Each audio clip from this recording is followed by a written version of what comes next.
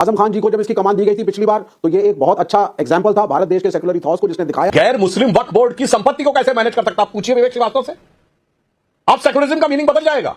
यहां शुद्ध धार्मिक आयोजन। साहब आपको तो वैसे ही डिबेट पे आना अवॉइड करना चाहिए, क्योंकि आप लोग तो धर्म को मानते नहीं है। ये सेकुलर स्टेट का मैं एग्जांपल बताना चाहता हूं। 1989 में मुझे याद है यूपी रोडवेज की बसों पे मेला टैक्स लगता था, और उसी समय मेरे मन में बात आता था, गजब है साहब, कुंभ मेला पर तो टैक्स और हज पे सब्सिडी है। कैसे कैसे लोग रहते हैं यार यहाँ पर। चलो तुमको पागल कुत्ते का गाड़ी उठा के ले जाएगा, बता रहे हैं हम। पूछिए विवेक श्रीवास्तव से। ये सेकुलर गवर्नमेंट थी जो तीर्थ यात्रा का सारा पेमेंट 1989 में सरकार किसकी थी? सेकुलर गवर्नमेंट चैलेंज कर रहा हूं आपको। ए भाई चैलेंज कर रहा हूं आपको, बताइए 89 में फरवरी के महीने में हुआ, झूठ बोल रहा है। किसकी सरकार थी? हद होती है यार झूठ बोलने की। आप सभी का मेरे YouTube चैनल पर एक बार फिर स्वागत है। एक और मज़ेदार वीडियो आपके सामने प्रस्तुत करने जा रहा हूं। आज की ये वीडियो काफ़ी शानदार और मज़ेदार होने वाली है।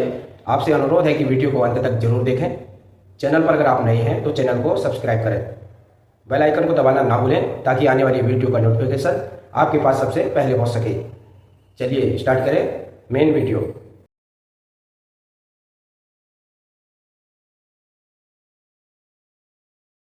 कोई कह रहा है निमंत्रण बांटने की क्या बात है भाई, निमंत्रण ना मिले तो दिक्कत, कहीं निमंत्रण बंटने निकल जाए तो दिक्कत।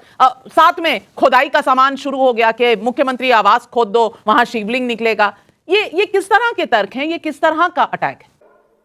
कुछ शर्म आया है? कोई भी अपोजिशन पार्टी, कोई भी इंडिया अलायंस का घटक दल ये नहीं चाहता है कि व्यवस्था खराब हो। हाँ, क्वेश्चन जरूर करेंगे कि साहब ये कमी है, ये कमी है, होना भी चाहिए। आजम खान जी को जब इसकी कमान दी गई थी पिछली बार, तो ये एक बहुत अच्छा एग्जाम्पल था भारत देश के सेकुलर इथॉस को, जिसने दिखाया कि यहाँ पे धर्म विशेष होना जरूरी नहीं है, और काफी अच्छा आयोजन किया था। कमियां बेशक आप जितनी मर्जी गिनाइए, उस वक्त जहां तक हम लोगों को याद कर रहा है, लोगों ने तारीफी करी थी इंटरनेशनल। आप गए थे? बड़ी संख्या में लोग आए। आप गए थे? हाँ, नहीं मैं नहीं गया था, लेकिन तो आपको कैसे पता कमियां नहीं थी? जाना जरूरी थोड़ी ना होता है। तो आपको कैसे पता कमियां नहीं थी? नहीं, अब देखिए कमियां गिनाने को तो आपको कैसे पता कि वो अच्छा नहीं हुआ था? आप गई थी या आज समाजवादी पार्टी ऑपोजिशन में, बीजेपी की सत्ता है तो उसी के फेवर में सब बोला जाएगा? ये बहुत बड़ा एग्जांपल था कि आजम खान एक मुसलमान होने के बावजूद भी मेहनत करके एक अच्छी व्यवस्था की कोशिश कर रहे थे। देश के सेकुलर इथॉस को दुनिया ने देखा। चुल्लू भर पानी में जाके डूब के मर जाओ। पुराने जमाने में हैजा फैलता था, वो ना फैले। ये सरकार का काम है। सरकार का काम रिलीजन की बैटिंग करना नहीं है वोट के लिए। सुधांशु त्रिवेदी जी, ये वही लोग हैं ना जो कहते थे वक्फ बोर्ड को यदि सरकार मैनेज करेगी तो एक गैर मुस्लिम वक्फ बोर्ड की संपत्ति को कैसे मैनेज कर सकता, आप पूछिए विवेक श्रीवास्तव से। अब सेकुलरिज्म का मीनिंग बदल जाएगा। यहां शुद्ध धार्मिक आयोजन। मैं पूछना चाहता हूं विवेक श्रीवास्तव जी, आपकी सरकार है केरल में, आप किसी मस्जिद के या मुस्लिम धार्मिक स्थल में हैसियत हो तो किसी हिंदू मंत्री को उसका अध्यक्ष बना के दिखा दीजिए। अभी मजा आएगा ना भिड़ो।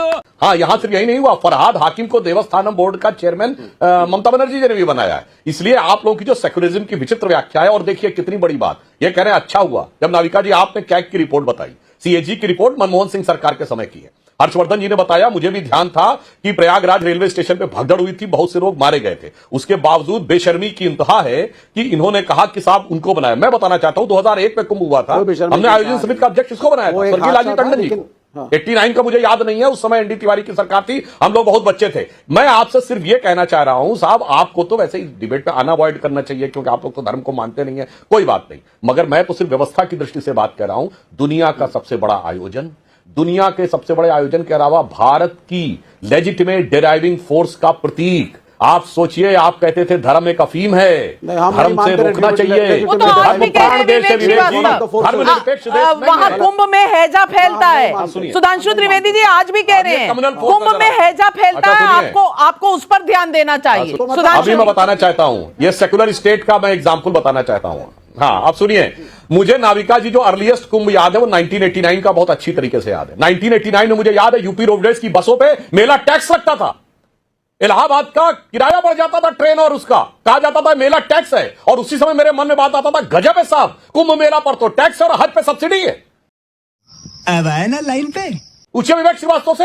ये सेकुलर गवर्नमेंट थी जो तीर्थ यात्रा का सारा पेमेंट 1989 में सरकार किसकी थी? 1989 में सरकार किसकी थी? अब सोनिए, समर्थन कौन दे रहा था? सरकार थी कांग्रेस की सरकार थी मेरे 1989 भाई। की सरकार को समर्थन तो बीजेपी भी दे रही थी ना। याद नहीं रहता, जनवरी में कुंभ होता हाँ, है। 1989 जनवरी 89 में एनडी तिवारी की सरकार यूपी में थी और राजीव गांधी को तो कुछ नहीं पता रहता उसके भाई। बाद हट गया था। आज हम कुछ बोलने लगते। बीपी सिंह 4 दिसंबर 1989 को आए थे। केंद्र में कुंभ हुआ था जनवरी 89 में, कुछ नहीं ये पता। चीज विश्वनाथ प्रताप सिंह के टेन्योर में भी कंटिन्यू करी है। अरे मैं क्या बोल रहा हूं, चैलेंज कर रहा हूं आपको। ए भाई चैलेंज कर रहा हूं आपको, बताइए 89 में फरवरी के महीने में हुआ, झूठ बोल रहा है। केंद्र में किसकी सरकार थी? हद होती है यार झूठ बोलने की। जनवरी फरवरी 89 में हुआ है और दिसंबर 89 में बीपी सिंह बने। एनडी तिवारी यूपी के सीएम थे और राजीव गांधी उस समय प्रधानमंत्री थे। खोलो मोबाइल देखो। कैसे कैसे लोग रहते हैं यार यहाँ पर। और मैं दर्शकों को बता दूं कि दिल्ली में आम आदमी पार्टी को समाजवादी पार्टी सपोर्ट कर रही है। अरविंद केजरीवाल के साथ मंच पर नजर आए थे अखिलेश यादव और उन्होंने जमकर उनके कामकाज की तारीफ भी की थी। कांग्रेस के साथ यहां पर नहीं है सपा। देखिए फिर इनका क्रमवार जवाब देता हूं। भदौरिया जी की बात का क्रमवार जवाब देते हैं। बिल्कुल, आज के जमाने में इतिहास की बात क्यों करना। तो भदौरिया जी आगरा में म्यूजियम बनवाकर 2013 में अखिलेश यादव जी उसका नाम मुगल म्यूजियम काहे रखे थे भाई, काहे रखे थे 2013 में। और आपकी पार्टी के एडवोकेट जनरल थे जफर याब जिलानी, जो उत्तर प्रदेश की सपा की सरकार के एडवोकेट जनरल थे। और उसके बाद वो बाबरी मस्जिद एक्शन कमेटी के लिए आप अपियर होते थे। सपा की सरकार का एडवोकेट जनरल होते थे मेरे भाई। अब बोलने से पहले खुद देख लिया करो प्रभु, खुद देख लिया करो। अरे आपको याद दिलाया, आपने जिंदा रखा आपका, अब फिर बीच में बोलने लगे। पता है बेटा, अनकंफर्टेबल क्वेश्चन आता है महोदय तो आपके साथ यही होता है। काहे कि अखिलेश जी ये सब चीजों को जिंदा रखे। आपकी सरकार बाबर के नाम पे जाके खड़ा होता था, आपकी सरकार का वकील एडवोकेट जनरल रहते हुए जफर याब जिलानी। अब आता हूं एडिशनल एडवोकेट जनरल रहते हुए अब बताता हूं हमने क्या क्या किया। आज ही प्रधानमंत्री जी ने 4,500 करोड़ की योजनाओं का शिलान्यास किया, दिखाई नहीं पड़ता है। दिल्ली से मेरठ तक का जो एक्सप्रेसवे बना वो दिखाई नहीं पड़ता है।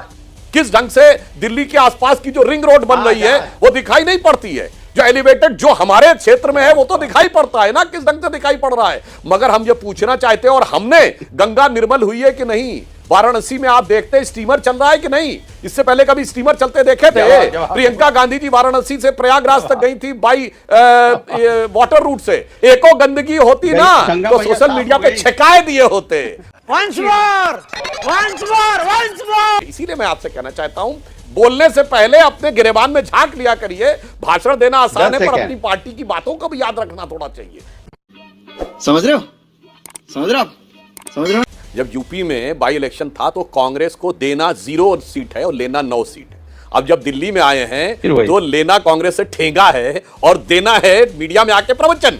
गजब का लेना देना है आपका, बहुत बेहतर समझ में आता है। और आपने जो बात कही कि सांसद होने के नाते हम बिल्कुल कहते हैं, तो आपके 37 सांसद हैं उत्तर प्रदेश में, तो सड़कें बनवाना 37 सांसदों का काम है। आप अपने उन 37 सांसदों के क्षेत्र में आके कहेंगे कि जल का भराव और ये करना सब उसका काम है। महोदय ये भी ध्यान रखना चाहिए कि आप कहां कहां सत्ता में हैं, कहां कहां आपके सांसद हैं। मगर एक बात मैं बताना चाहता हूं चित्रा जी, इन्होंने सांसदों की बात याद दिलाई, तो अगर आम आदमी पार्टी ने ये रिकॉर्ड बनाया है कि सबसे प्रचंड बहुमत विधानसभा में पाया है, तो एक ऐसा भी रिकॉर्ड बनाया है कि जिस राज्य में उसकी सत्ता है वहां से 0 सांसद की हैट्रिक बनाई है।